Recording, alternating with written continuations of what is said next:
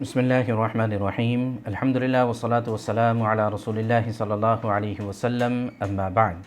محترم ناظرین و سامعین، السلام علیکم ورحمۃ اللہ وبرکاتہ۔ 40 احادیث کا مبارک سلسلہ چل رہا ہے کہ جس میں دین کی مفہوم کو سمجھنا ان 40 احادیث کے ذریعے سے آسان ہو جاتا ہے۔ تو آج 11ویں حدیث ہے، چنانچہ سب سے پہلے ہم حدیث کے الفاظ پڑھتے ہیں کہ عن ابی محمد الحسن بن علی بن ابی طالب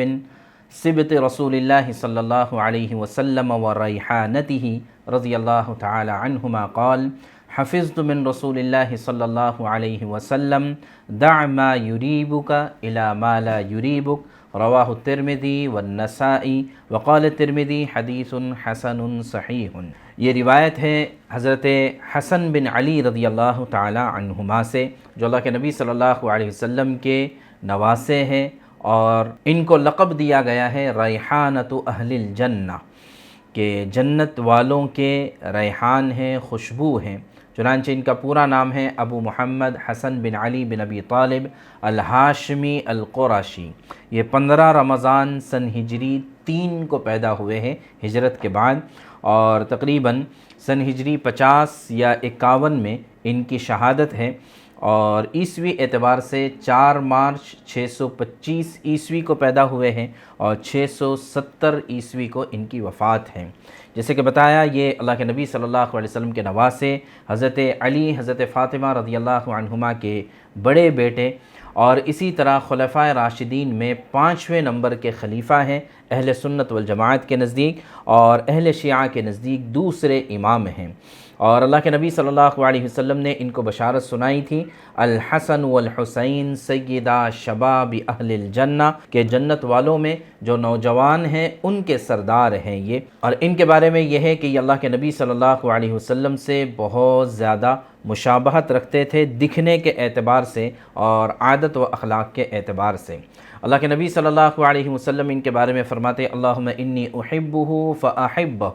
اے اللہ میں ان سے محبت کرتا ہوں، تو بھی ان سے محبت فرما۔ اور بعض مرتبہ تو اللہ کے نبی صلی اللہ علیہ وسلم ان کو اپنے ساتھ مسجد نبوی میں لے کر آتے اور جو ہے نماز پڑھاتے، اور نماز کی حالت میں یہ کبھی اللہ کے نبی صلی اللہ علیہ وسلم کے کمر مبارک پر چڑھ جاتے تو اللہ کے نبی صلی اللہ علیہ وسلم فرض نمازوں کا سجدہ لمبا کر دیتے تھے، کبھی کندھے پر بٹھاتے، کبھی جو ہے ان کو بوسہ لیتے، کبھی اپنے گود میں بٹھاتے، اور ان کو پھر اس کے بعد حلال اور حرام جب یہ سمجھدار ہو گئے تو پھر جو ہے یہ تمام چیزیں بھی سکھایا کرتے تھے۔ اور اس محبت کی وجہ علماء نے لکھی ہے کہ اس زمانے میں عرب اولاد سے محبت کرنا ایک عیب سمجھتے تھے، تو اس لیے اللہ کے نبی صلی اللہ علیہ وسلم ان کو اپنے قریب لے کر لوگوں کو بطور نمونہ اور اسوہ کے بتاتے تھے کہ اولاد سے کیسی اور کتنی محبت کرنا چاہیے۔ سن ہجری 40 کے اخیر میں حضرت علی رضی اللہ تعالیٰ عنہ کی شہادت اور وفات کے بعد ان کے ہاتھ پر مسلمانوں نے بیعت کی، اور اسی وقت میں مسلمانوں کے درمیان اختلاف ہوا۔ یہاں حضرت حسن رضی اللہ تعالیٰ عنہ کے ہاتھ پر بیعت ہوئی، اور دوسری طرف دمشق میں حضرت معاویہ بن ابی سفیان رضی اللہ تعالیٰ عنہ کے ہاتھ پر بیعت ہوئی تھی۔ تو مسلمانوں کے درمیان یہ تنازع پہلی مرتبہ اٹھا تھا، تو 6 مہینے کے بعد انہوں نے صلح کر لی حضرت معاویہ رضی اللہ تعالیٰ عنہ کے ساتھ، اور جو ہے یہ اللہ کے نبی صلی اللہ علیہ وسلم کی ایک بشارت بن گئی کہ اللہ کے نبی صلی اللہ علیہ وسلم نے ان کے بارے میں بشارت دی تھی کہ سیصلح اللہ بہ بین فئتین من المسلمین، کہ اللہ تبارک و تعالیٰ میرے اس نواسے کے ذریعے سے مسلمانوں کے 2 بڑے گروہوں میں صلح کرا دے گا۔ چنانچہ ان کے ذریعے سے صلح ہوئی، اور پھر صلح کے بعد یہ کوفہ سے منتقل ہو گئے مدینہ منورہ، اور باقی زندگی یہ مدینہ منورہ ہی میں رہے، اور ربیع الاول کے مہینے میں سن ہجری 50 میں غالباً ان کی وفات ہے، اور جنت البقیع میں ان کو دفن کیا گیا ہے۔ تو یہ فرماتے ہیں کہ میں نے اللہ کے نبی صلی اللہ علیہ وسلم سے یہ بات یاد کی ہے، مجھے یاد ہے اللہ کے نبی صلی اللہ علیہ وسلم ارشاد فرما رہے تھے کہ دع ما یریبک الی ما لا یریبک، کہ جو چیز تمہیں شک پیدا کر دے اس کو چھوڑ دو، اور جس میں شک نہ ہو اس پر عمل کر دو۔ یہ ایک بہت ہی جامع کلمات ہیں، اور جوامع الکلم، اس سے پہلے بھی بات آئی ہے کہ اللہ کے نبی صلی اللہ علیہ وسلم کا معجزہ ہے جوامع الکلم ہونا، یعنی کم الفاظ میں بہت بڑی بات ارشاد فرما دینا۔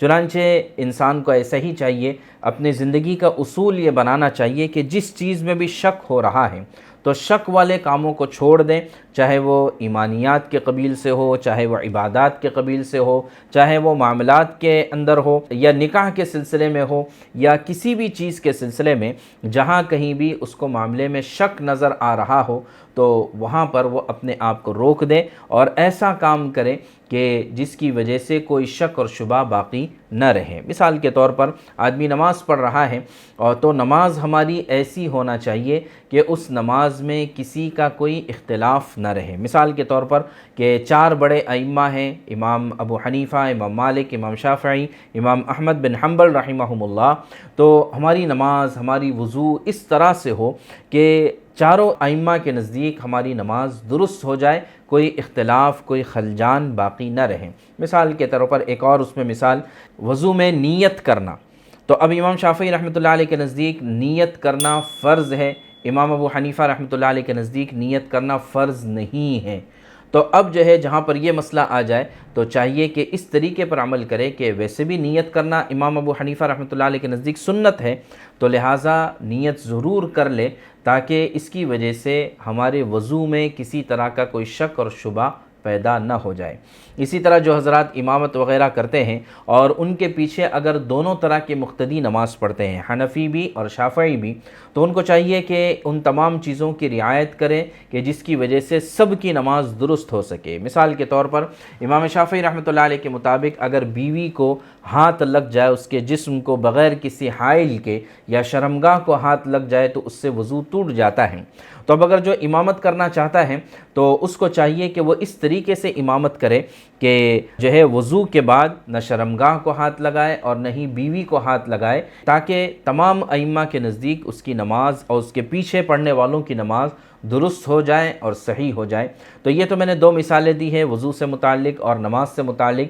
اسی طرح اور بے شمار مثالیں آپ کو زکوٰۃ کے اندر بھی ملے گی، حج کے اندر بھی ملے گا، اور معاملات کے اندر بھی آپ کو یہ تمام چیزیں ملیں گی۔ تو لہٰذا یہ زندگی کا اصول بنا لے، بلکہ اپنی عادت اور اخلاق میں بھی اس چیز کو بنا دے کہ جہاں کہیں بھی شک اور شبہ ہو رہا ہے تو اس سے اپنے آپ کو بچا دے، اور ایسا عمل، ایسا کام کرے کہ جس میں ذرہ برابر بھی کوئی اختلاف اور شبہ نہ ہو۔ اس سے پہلے ایک حدیث میں بات آ چکی ہے کہ حلال واضح ہے، حرام واضح ہے، اور اس کے درمیان کی جو چیزیں ہیں وہ شکوک اور شبہات والی ہے، اور جو شکوک اور شبہات سے اپنے آپ کو بچا لے تو ظاہر ہے کہ یہ اپنے ایمان کو بچانے والا اور اپنے تقوی کے معیار کو بڑھانے والا ہے۔ تو لہٰذا اس حدیث پاک سے ہمیں یہ ایک زندگی کا بہت بڑا اصول پتہ چلا ہے، اس کی ہمیں رعایت کرنا چاہیے۔ اس کی وجہ سے ہم بہت سارے گناہوں سے، بہت سارے فتنوں سے، بہت سارے فسادات سے ہم بچ سکتے ہیں۔ تو اس طرح کا ہمیں مزاج بنانا چاہیے۔ اللہ تبارک تعالی